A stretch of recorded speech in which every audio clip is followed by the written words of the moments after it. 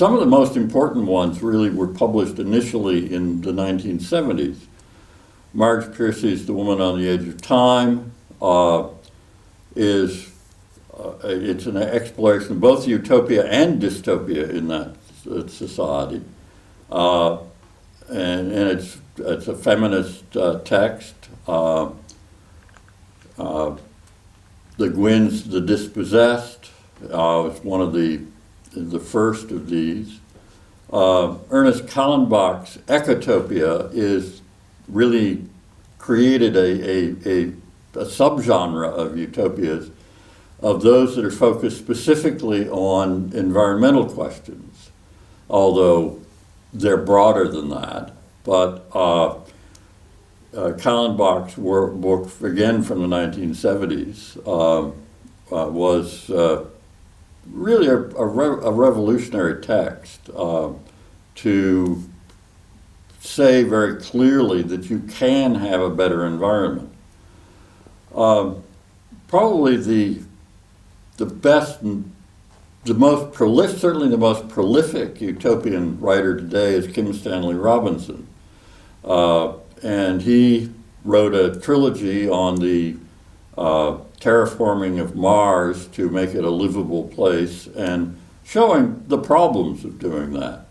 He wrote another trilogy on the way in which the climate was damaging our world and the difficulties of bringing about change. His most recent book is on the future of New York City. I haven't had time to read it yet. I bought a copy, but I haven't gotten to read it yet. There are quite a few others that are writing both utopias and dystopias. Cory Doctorow is identified as a science fiction writer, as is Robinson, although Robinson says, I write utopias. Doctorow, I don't know, has said that, but he does, he's a political activist also, particularly with online social media problems, and he's written a lot of short stories around a number of these themes. I suppose the most recent phenomenon, mostly dystopian, but almost always at the end a positive message, is works for young adults. There are hundreds and hundreds of them in the last 10 to 15 years.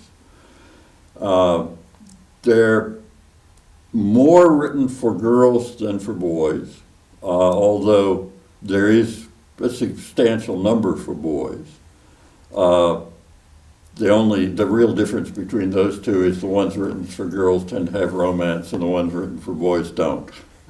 But what they're really about is teenagers facing serious problems and finding their own strengths. So that you see a girl, struggling with problems, finding her strength in herself in order to win out against the forces of evil. And so the winning out suggests that there is a utopian solution at the end. And these works have been very, very popular. I think they're fading a little bit now, but they've been immensely popular, sold in their millions, quite literally. Yeah.